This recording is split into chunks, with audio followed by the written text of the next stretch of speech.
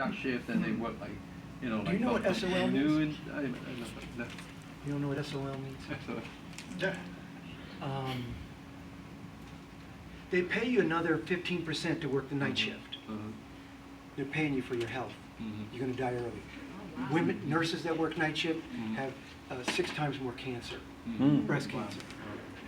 Mhm. Night shift. So sometimes you have to pay your dues and work night shift, but it's not healthy and there's no getting around it. There's no way you can, anybody who says to me, well, Dr. Washington, I'm going to go to bed at midnight and I'm going to get up at 8. That's 8 hours, right? Mhm. No, you missed your window. That's not natural. You miss your window, okay, it's better than not sleeping and only getting 7, but it's not as good as listening to your body because there's something happens in the hours before midnight that's related to your circadian rhythm and what keeps you alive, and it's called growth hormone. And it happens when you're deepest stages of sleep. And if you mess it up with a night shift, then your next option is drugs. Who else has a question? Actually, one more question. So my question is, Oh, excuse me. I'm not the beat around the kind of bush. I'm not the beat around the bush doctor. I'm not that guy. so my question is, I don't get a lot of sleep, but the times when I do sleep, it's nice, it's even. But then there's times when I will sleep longer. And when I sleep longer, I find myself when I wake up, I am not the nicest person in the world. And Yeah, I know that's why. good. Well, I'll tell you why. It's because you went into crash mode and then you reneged. There's a lot of people in here in the room that do not know what renege means.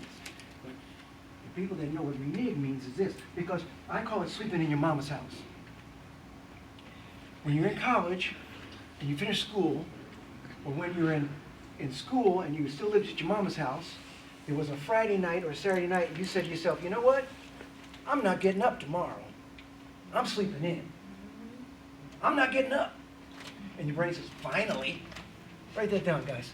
Boss wants to sleep, and he says, we don't have to get up tomorrow. And when you were at your mama's house, you slept, and you probably woke up close to your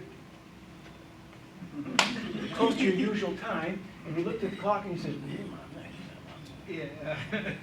And you went back to sleep, and then you didn't have a shred of guilt. And then you woke up maybe 90 minutes later, because that's what people do, and you looked at the clock again, and your mom said, hey, you guys be quiet. She needs her sleep. And then you woke up maybe around 10:30, 11, and you could smell food, maybe there was some bacon cooking. This is going to be good when I get up. I ain't getting up now.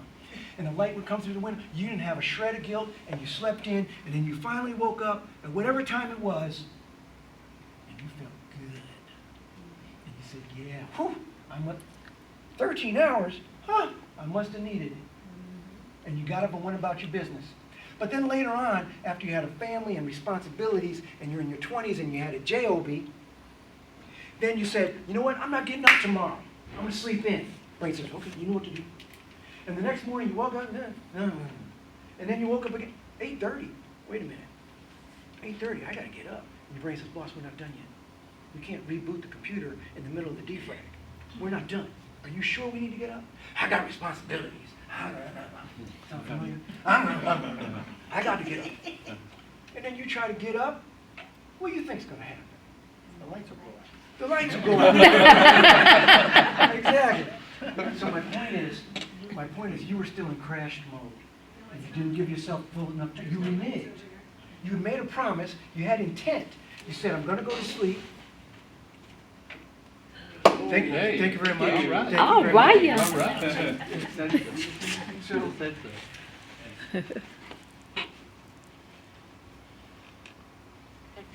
You made a promise and then you reneged. yeah, something happened over here. I couldn't pause. Thank you for getting us back online. What I wanted to say is, you had an intention to sleep. You gave your body the signal. You gave your brain the signal. You gave your subconscious mind what to do to make you well. It took the signal and was going to run with it. But then you woke up and thought you would renege and try to override the system. That doesn't work.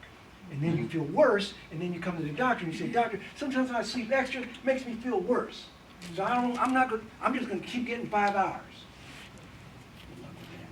Does that help? Yeah. Take it or leave it. Yes? Mine is a very general question. I don't sleep very well. What should I do? What's my next step?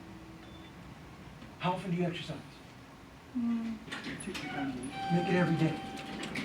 What is it you do for exercise? I hike. More than Well, so if it's walking, then do steps. Run up and down, get yourself a sweat, put in 20 minutes. You have kids? I do, but they're grown. Right, but when they were small and you had them go outside in the playground and play, they slept pretty good that night. Oh, yeah. Yes, and then, so you exercise, have the intention of sleeping well, and then don't miss your window. Right? That would be the natural way. Yes? I have 2 issues. I snore. Been told that I And the second snore one? in my sleep. And then I also grind my teeth and I have night guards. What does that mean? Snoring means you're going to have poor quality sleep, especially if you have sleep apnea. There's only one thing that the human body needs more than sleep, and that's air. And when a person has sleep apnea and snores heavily, oftentimes they stop breathing. So now you don't have the most important thing that you need. So basically, you gotta get that repaired. You gotta get a CPAP or something that helps you keep you from having, check to see if you have sleep apnea with a test at night. And the grinding, the guard is probably the best way to go. But on the other hand, there's probably some things that you can do to work, because I think that when people are grinding, they're working out their issues. Not you, but a lot of times people are, right? So it'd be better to work out your issues during the day and then finish in the evening, right? For example, the other thing that I recommend people do is, regardless, you can call it whatever you want, but the Lord's Prayer. Because what I mean by that is, just about every culture knows that it's difficult to make transition to sleep at night. So most people get their kids when they're getting ready to go to sleep, and there's some little time. How's your day today? You had a good day? Good. Teacher was nice? Oh, you have Mary didn't treat you so well? But Mary will be better tomorrow. And you can make other friends. You try to get them to go over the trespasses that they had during the day and celebrate the positive things that happened and be grateful, because the idea is, we're letting go. We got to let go of the daytime stuff. If you don't let go of the daytime stuff, the following will happen. So you got things to do. You got to do A, I got to do B, I got to do C, I got to do D. When you say got to or have to, it implies a penalty. So your brain is keeping track of that stuff. Right. So if you create 10 of those during the day, you're not going to get them all done. I got to clean that garage. I don't know what you did to the garage. But your brain writes it down because you said it. So that night, when you go to sleep, you think your brain's going to stop thinking about the stuff that you said was so important to do? Just because you went to sleep? No. No. You got to reprogram it. He said, I think you have to reprogram. I think what you have to do is say, that's enough for one day. I'm done. I did the best I could. I made some mistakes. Hopefully I'll be forgiven. And there's some people that mess with me today.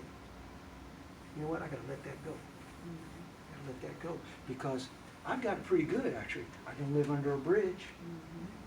I have my eyesight.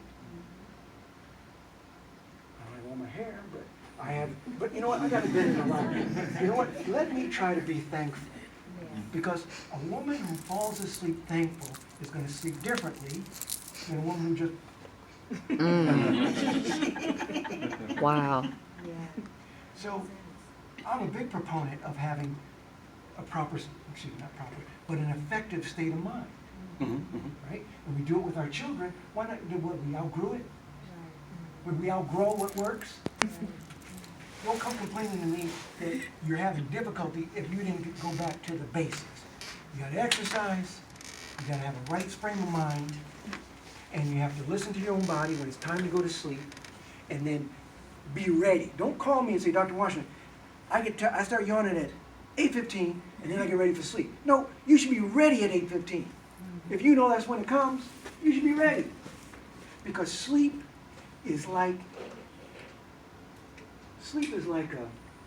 a spouse that you grow old with, and it's going to keep you in good health as the years go by. Sleep is going to help you stay healthy.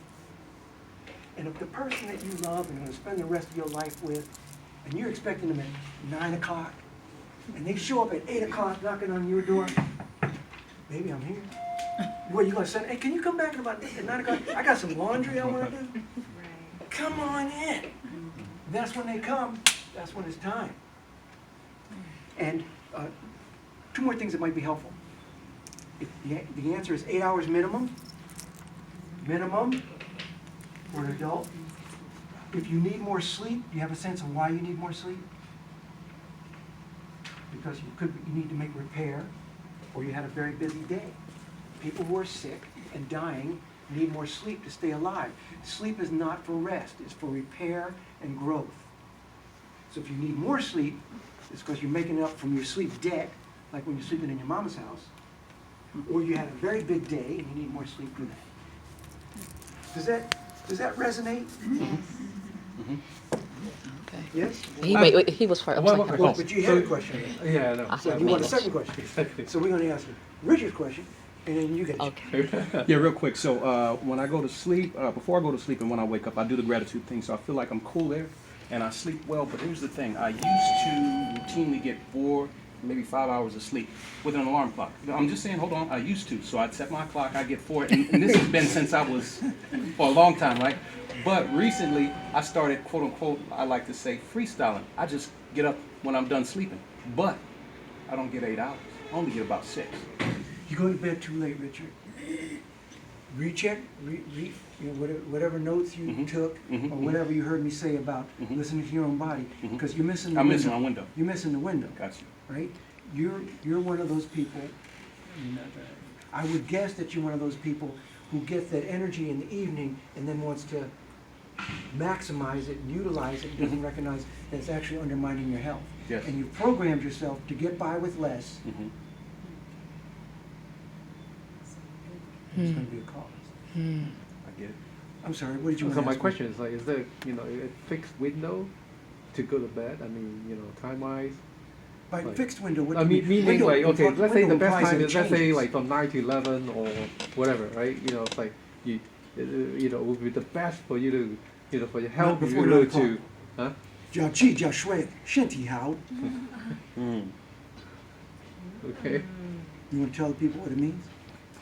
I'm sorry, I only kept the last part. I didn't get the first part. 脚气脚睡 Oh, okay. 身体好 Okay. So basically, go to bed early and wake up early. And you got a good health. Thank you very much. That's right. That's right. For the Mandarin people in the house. Yes? What happens if you only get like 3 hours of sleep? All the time or just one night? Just one night. Okay. Well, even with one less hour of sleep, you'll function less well the next day. Yes. You think you'll function well, but you'll function less well. In fact, what your brain does is prevents you from recognizing how you're functioning less. But if you took any kind of a test that requires you to be athletic or to walk a tightrope or do something that requires you to think clearly, be creative, you won't be at your best. You're diminished.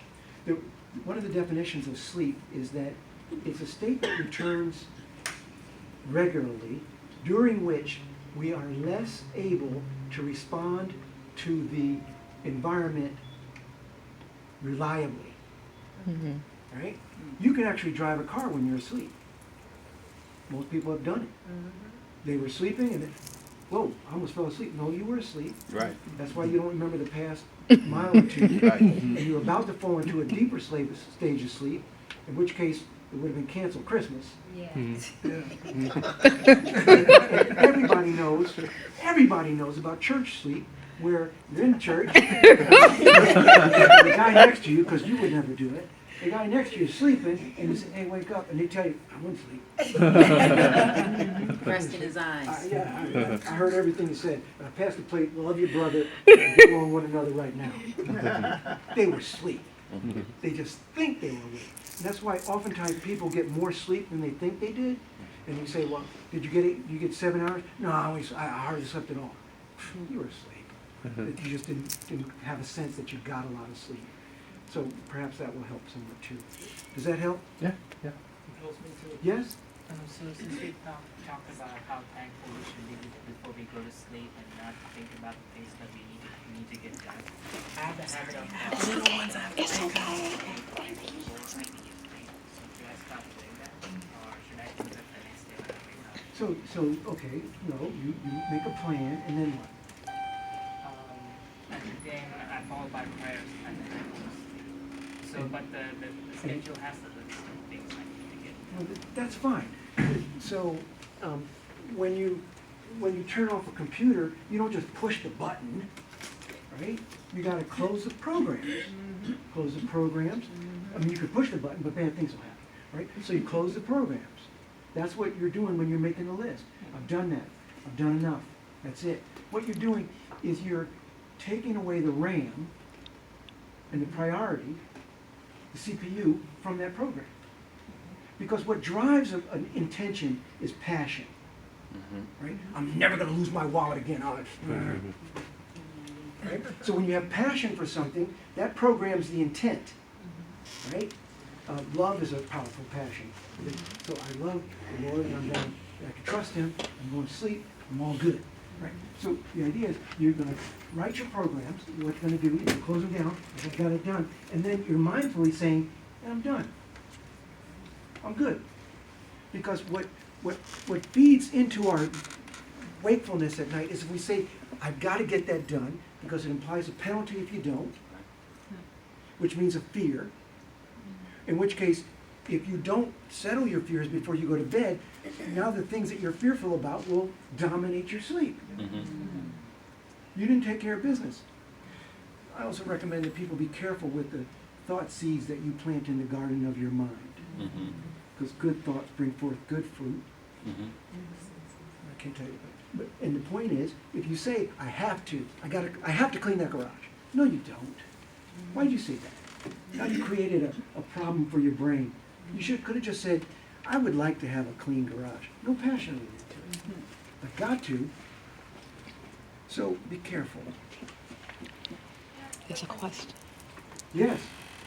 So, the thing that's probably been, that some folks have experienced, when people who have experienced, is, this paralysis thing that occurs when you're sleeping, or, you could be laying there, then all of a sudden you're falling into this deep sleep really, really fast, and then you have a sense of that you're sleeping, you really can't move.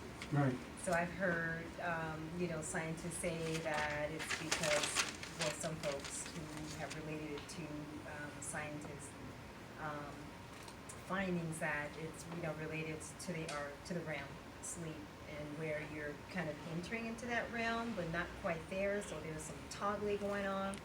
Of course, Christians and spiritualists will say, that's just you fighting with, your, battling your inner demons with your thoughts and, pretty much battling out with the devil, in your sleep. But what's really going on if you,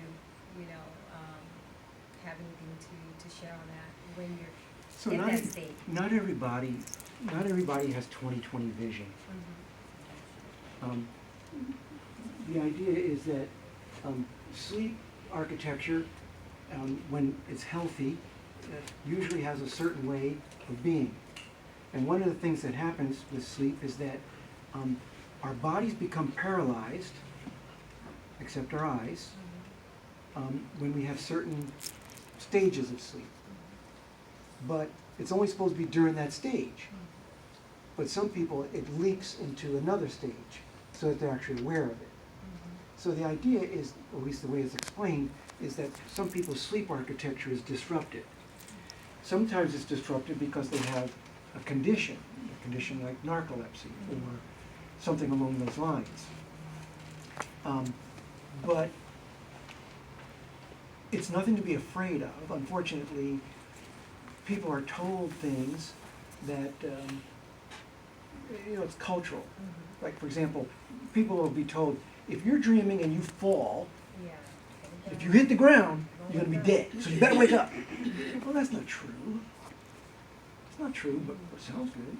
Right. Could be, I don't know, I'm not taking any chances, right? So some of the things that people get told are not effective. And fortunately, we do have access to information that could be more useful, right?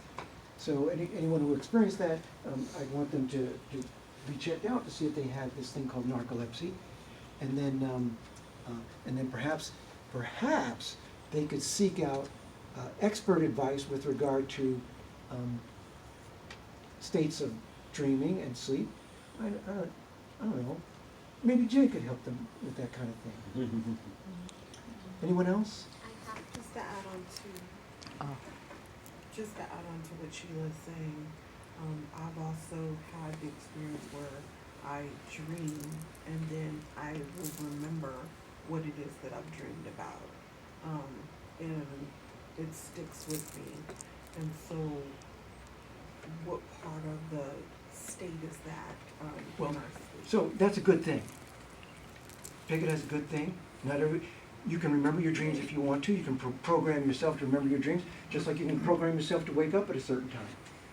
And but try to think in terms of they're part of you, which means they're good. They got to be good, right?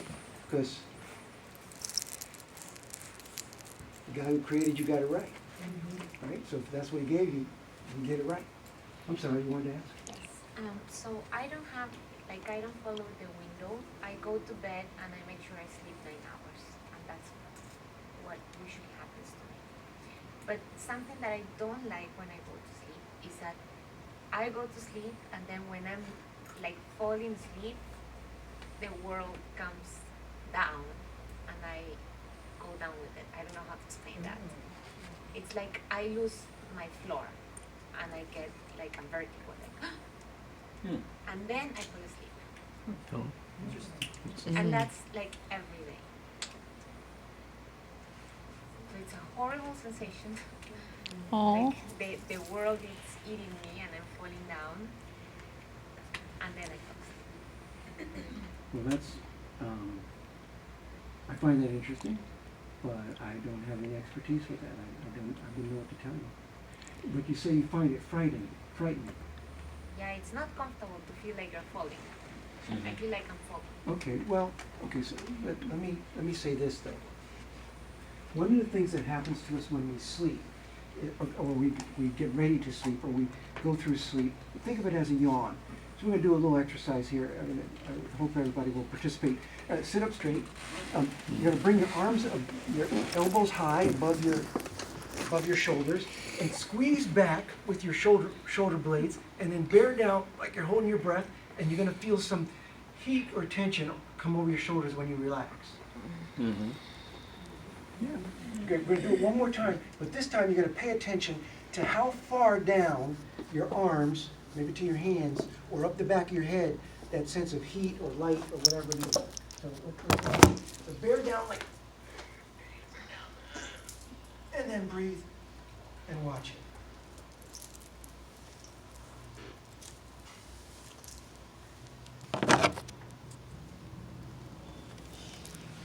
So my point is, when you yawn, you can exaggerate it, and you tighten your muscles, and then when you relax, one of the things that happens when we go to sleep is that our muscles relax. Mm-hmm. Our muscles relax, and oftentimes when people wake up during the night, they feel unsteady because their muscles are relaxed, and that's one of the problems with taking sleeping pills, because they exaggerate that, and they make us very unsteady, and older people will often fall, making it dangerous. So the point is, having your body relaxed that way need not be frightening.